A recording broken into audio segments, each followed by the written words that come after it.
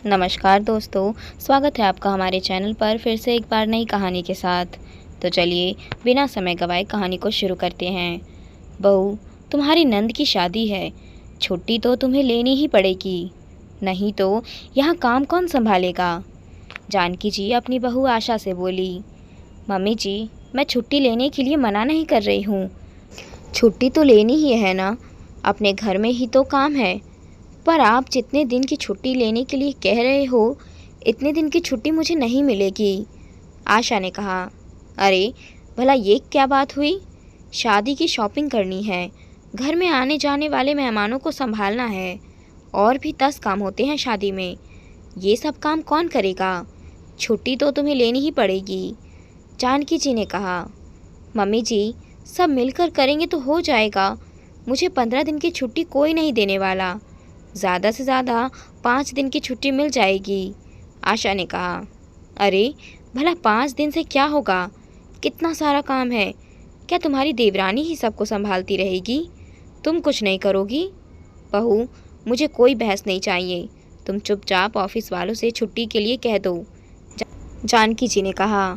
Mummy जी, अगर मैं इतने दिन की छुट्टी के लिए ज़िद करूँगी तो वो लोग मुझे घर बैठने के लिए कह देंगे। ऑफिस है वो, मेरे घर का काम नहीं है जो अपनी मन मर्जी से सब कर लूँ, आशा ने कहा। तो फिर साफ साफ कह दे उनको कि रखे अपनी नौकरी अपने टोकरी में, कोई ज़रूरत नहीं है वहाँ काम करने की, रिज़ाइन कर दे, और नौकरियाँ पड़ी हैं दोबारा मिल जाएगी, तेरी नंद की शादी के बाद फिर देख लेना, जानकी जी आदेश सुनाते हुए बोली। वो उठकर अपने कमरे में चली गई। साथ ही धीरे धीरे उठकर सब लोग अपने अपने कमरे में रवाना हो गए, जबकि आशा वहीं बैठ गई। उसे समझ ही नहीं आ रहा था कि कैसे समझाए भला इस घर में लोगों को।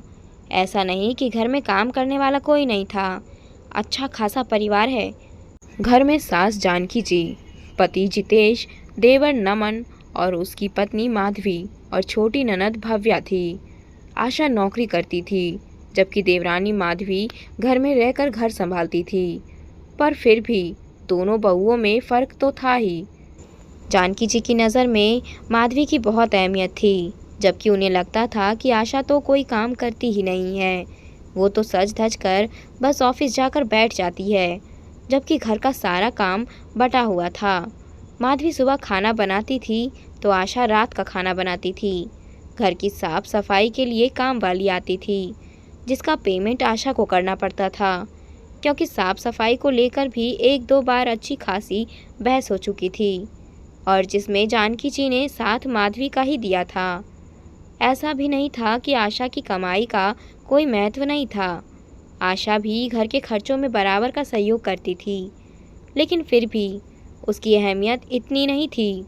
हमारे भारतीय समाज में भला बहू की इनकम को कौन महत्व देता है? उनके लिए तो बहुएं सिर्फ टाइम पास के लिए कमा रही है। अगर वो घर में खर्च भी कर दे तो भी उन्हें बोलने में ही शर्म नहीं आती कि बहू भी घर में खर्च करती है। जब से भव्या की शादी पक्की हुई थी, तब से घर में रोज़ ये रामायण होने लगी थी। बस जानकी जी आशा के पीछे पड़ चुकी थी कि वो किसी तरह से छुट्टी ले। पर हैरानी की बात थी, अभी इतनी बहस हो गई, पर घर में से किसी भी सदस्य ने आशा का साथ नहीं दिया, यहाँ तक कि उसके पति जितेश ने भी नहीं। खैर, आशा उठकर अपने कमरे में गई तो जितेश पलंग पर बैठा हुआ था। उसे देखकर आशा ने कहा, तुम मम्मी जी को समझाते क्यों नहीं हो? भला ऑफिस वाले इतने दिन की छुट्टी देते हैं क्या? अब मैं भी क्या करूं? मम्मी समझना ही नहीं चाहती तो कैसे समझाऊं? एक बार ऑफिस में बात तो करके देखो, क्या पता वो लोग छुट्टी दे दे। जितेश भी चिढ़ते हुए बोला। तुम्हें क्या लगता है जितेश, मैंने बात नहीं की है? मैंने बात की, तभी तो कह रही हूँ कि सिर्फ 5 दिन की छुट्टी ही सेक्शन हो सकती है, उसके अलावा वो लोग मुझे छुट्टी नहीं देंगे। ऊपर से मम्मी जी ने कह दिया कि नौकरी छोड़ दो। देखो, मुझे मत घसीटो इन सब में, तुम जानो और मम्मी जाने, मुझे नहीं पता। वैसे ही शादी के खर्चों के लिए पैसों का भी अरेंजमेंट करना है, अभी मैं और नमन इसी सब में लगे हुए हैं। ऊपर से तुम लोगों की रामायण सुन सुन के दिमाग खराब हो जाता है, कहकर जितेश दूसरी तरफ मुंह करके सो गया। खैर, दूसरे दिन आशा ऑफिस तो चली गई, पर शाम को घर वापस आई तब दोबारा सब लोग साथ बैठे। तब जानकी जी बोली, बहू तूने ऑफिस में छुट्टी के लिए कह दिया ना? सुनकर आशा बोली, हाँ मम्मी जी, कहा तो था पर वो लोग माने नहीं, इसलिए मैं रिज़ाइन दे आई हूँ।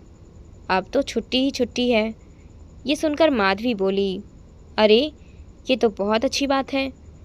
अब तो हम कल सुबह से ही शॉपिंग शुरू कर देंगे, और नहीं तो क्या, अब फटाफट काम में लगते हैं। बेटा पैसे दे दो तुम लोग, जो कल से शॉपिंग शुरू करें।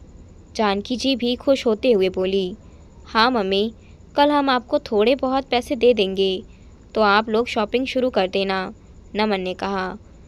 तब जितेश ने आशा से बोला, आशा तुमने कहा था ना कि तुम भी पैसों का कुछ अरेंजमेंट कर दोगी, कब तक दोगी तुम पैसे?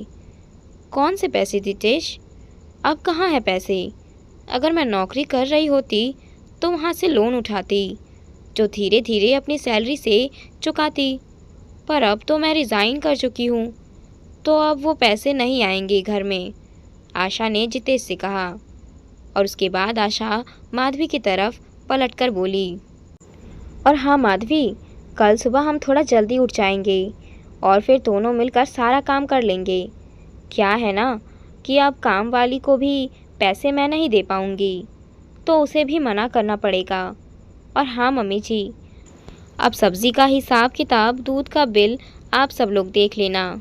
क्या है ना कि अब मैं सोच रही हूँ कि अब मैं नौकरी नहीं करूँगी, क्योंकि जब भी घर में कोई काम होता है मुझे लंबी छुट्टी के लिए कहा जाता है, फिर मुझे नौकरी छोड़नी ही पड़ती है। नमन भैया की शादी में भी मुझे नौकरी छोड़नी पड़ी थी, उसमें तो मेरी तनख्वाह इस वाली नौकरी से भी ज़्यादा ही थी। इसीलिए अब मैं सोच रही हूँ कि परमानेंट नौकरी ही छोड़ दूँगी। आशा की बात सुनकर सबके चेहरे की हवाइयाँ उड़ गई, जबकि आशा उठकर अपने कमरे में चली गई। आखिर फिर सबने बैठकर डिसाइड किया कि आशा को उसकी नौकरी करने ही दिए जाए और मिलकर सब काम कर लिया जाए। आखिर वो लोग भी जानते थे कि आशा की इनकम का घर में महत्व तो है, मानते नहीं थे ये अलग बात है। इधर आशा ने भी रिज़ाइन तो दिया नहीं था, बस आकर एक बार अंधेरे में तीर चलाया था, जो आखिर निशाने पर जाकर लगा था।